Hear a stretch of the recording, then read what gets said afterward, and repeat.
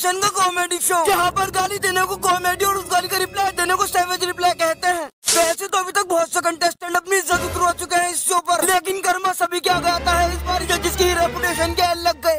Ranveer Allahbadia is in trouble for his crass and vulgar jokes. बात करेंगे उन लोगों की जो डार्क ह्यूमर के नाम पर समाज में गंदगी फैला रहे हैं। ऐसे लोगों को बॉयकॉट करना चाहिए। आओ भी चौराहे पे मुंबई में आ जाओ, तो धंधा करके भी चौराहे के ऊपर मारेंगे, हम फेमस करेंगे तेरे को भी।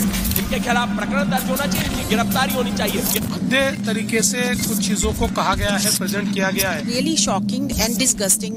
अब इस जगह पर कोई भी शो होने नहीं देंगे।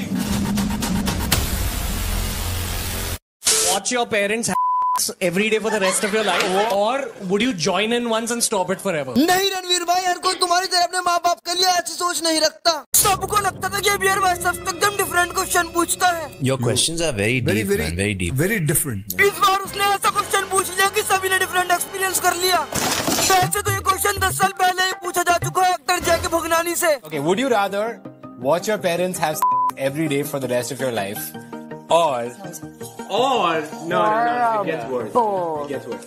Or join in once to stop it. क्या मतलब कि गवर्नमेंट भी एक्टर्स से ज्यादा यूट्यूबर्स पर ध्यान दे रही है? Madhur Villi. His father passed away. Yeah, that's all. That's all I have on Madhur Villi. I knew to ask the guys. I had a heart attack. तू ऐसा कैसे बोल सकता है? तेरे पापा को याद है? हाँ, वो तो पहली बार में हिट रेट उनका एक अटेम्प्ट में क्लियर।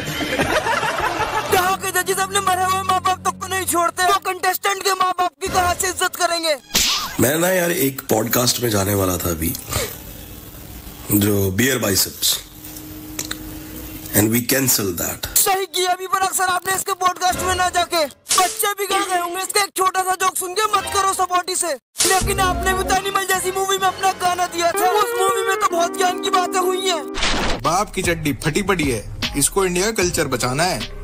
समय रहना से कल्चर बचाएंगे भाई। रणवीर इलाहाबादिया देखो, मैंने खुद रोस्ट बना रखा है, बट अभी उसको कहना रणवीर इलाहाबादिया को बोला कि उसने माँ बाप पे कोई जोक मार दिया। भाई तेरी मम्मी के बारे में थोड़ी बोल रहा उसने। ये सब दोगलापन है, मैं तेरा दोगलापन उतारता हूँ। यहाँ पर अपना ओपिनियन देने के लिए कितनी जल्दी आ गया, लेकिन जब एल्विस के फैंस ने गौतम की मोर फोटो इंटरनेट पर डाली थी तो उसे देखकर तो तूने चुप्पी लगा ली थी। और जब रजत दलाल ने एक बच्चे को किडनैप करके उसके मुंह पे मुँहता था तो वो देखकर भी तूने चुप्पी लगा ली थी। क्योंकि अगर ये उन लोगों के अगेंस्ट ज्यादा तो उनकी ऑडियंस इसकी जी मार लेती और इसे अनफॉलो कर देती। लेकिन इस वाली कंट्रोवर्सी में इसने समय को सपोर्ट करके उसकी ऑडियंस और उनकी सिंपैथी ले ली। जब तो भी बात आदमी।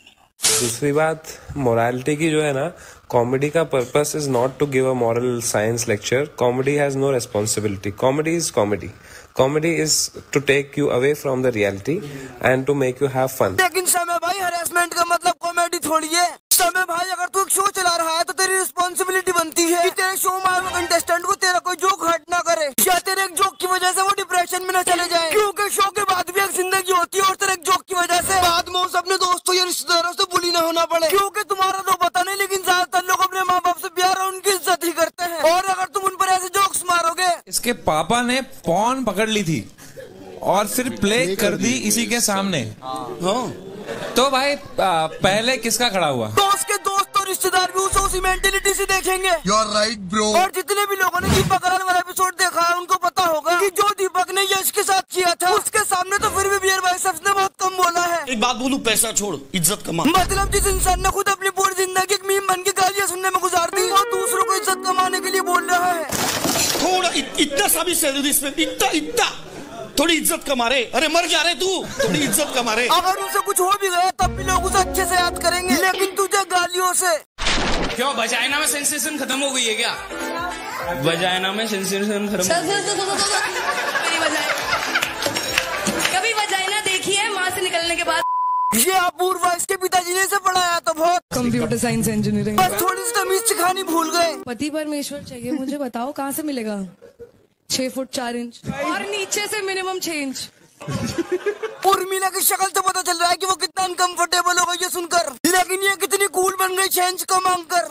और कितना प्राउड फील कर रहे होंगे इसके माँ बाप ये देखकर कि हमारी बेटी ने तो एक शो में जाके वहाँ के कंटेस्टेंट से 6 इंच लंबा मांग लिया। What's your ideal man? जिंदा हो लड़का हो यार। मारे वारे ना। यहाँ पर भी ये मेंशन करना था ना कि नीचे से मैक्सिमम कितने इंच चाहिए। क्या 2 साल के मासूम बच्चे की गंभीर बीमारी पर 16 करोड़ का जोक बनाना और उस पर ही करना कला है? क्या ट्रेन के नीचे अगर कोई बच्चा कट कर मर जाए तो इसकी कल्पना करके उसे एंजॉय करना कला है? क्या सार्वजनिक तौर पर किसी से 2 करोड़ का ऑफर करके कुछ करवाने की इच्छा का जन्म होना और उस पर इतराना ये कला है? माना कि अब शो में कुछ ज्यादा ही वल्गर जोक्स मारे जा रहे थे, तो इसका ये मतलब थोड़ी है कि उनके पुतले जलाने शुरू कर दो, उन्हें जेल भेजने की डिमांड करने लगो। इनके खिलाफ प्रकरण दर्ज होना चाहिए, इनकी गिरफ्तारी होनी चाहिए। और इनफैक्ट अब तो कुछ लोग बियर भाई साहब को जान से मारने की भी धमकी दे रहे हैं। प्रधानमंत्री ने सर्टिफिकेट दे रखा है अरविंद इलाहाबादिया को।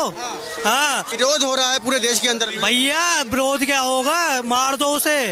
कोई अपनी और क्या, वो कोई अपनी माँ के साथ सेक्स करेगा क्या? आज के सारे देखते यूट्यूब ही देखते, वो इतना बड़ा यूट्यूब तोड़े ना, तो गिरा दो साले को, जमीन में गाड़ दो। अगर मेरी मुलाकात इस व्यक्ति से सीधा हो गई ना, तो इसको ना तो इसकी सिक्योरिटी बचा पाएगी और ना कोई दुनिया की ताकत। इस पर तो तूने वीडियो नहीं बनाई कि एक जोक के लिए किसी को जान से मारने की धमकी देना ये कला है? क्या एक्सीडेंट करके 2 लोगों को मारने वाले लड़के से ऐसे लिखवाकर उसे छोड़ देना ये कला है? क्या एक जोक के लिए किसी के पुतले जलाना ये कला है? और अब तो समय ने इस शो को बंद भी कर दिया। इस शो पे ज्यादा फर्क नहीं पड़ा होगा क्योंकि उसने पहले ही बहुत पैसा कमा लिया था। फर्क तो बस उस टैलेंट पे पड़ेगा जो इस शो के जरिए लोगों के सामने आता। और आशीष भाई ने तो इतना कुछ बोला भी नहीं था, लोग फिर भी उनके पुतले जला रहे हैं। काश यही सेम चीज पुणे में जिसने कार एक्सीडेंट किया था उसके साथ भी की होती। और अगर डार्क जोक से इतनी ही प्रॉब्लम है तो इनका भी कुछ करो। मेरी दादी सीढ़ी से गिरकर मर गई तो मैं जा रही हूँ अपने गाँव अपनी दादी की 13वीं खाने के लिए। मैं हर महीने प्रेग्नेंट हो जाती थी, डॉक्टर के पास गई तो उसने कॉन्डम यूज करने को कहा। मुझे कोई ले चलो में समय रहने वाले शो बंद हो गया। ये सब भी बंद होना चाहिए। और कुछ लोगों का तो ये भी कहना है कि ना फांसी से कम सजा नहीं होनी चाहिए। मतलब जब किसी बड़े बिल्डर का बेटा 2 लोगों को गाड़ी छोड़कर मार देता है तो उससे ऐसे लिखवाकर उसे छोड़ दो, क्योंकि ज्यादा बड़ा गुना थोड़ी किया है उसने। और अगर किसी यूट्यूबर ने गलती से घटिया जोक मार दिया तो कम से कम उसे फांसी की सजा तो होनी ही चाहिए। क्या सोच है रे तेरी? तो बस वीडियो को यहीं पे खत्म करते हैं। वीडियो पसंद नहीं तो लाइक कर देना, चैनल पर नए हो तो सब्सक्राइब कर देना। Bye bye.